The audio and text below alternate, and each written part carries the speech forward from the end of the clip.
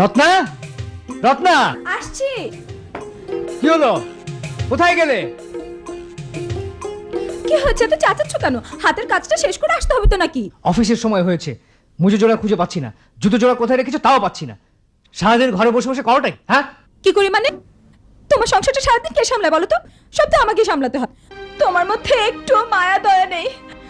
পাষণ্ড, আমি যেন দাসীবাদী। মেয়ে হয়ে জন্মেছি বলে তো তোমার মতো পুরুষের ঘর করতে হচ্ছে।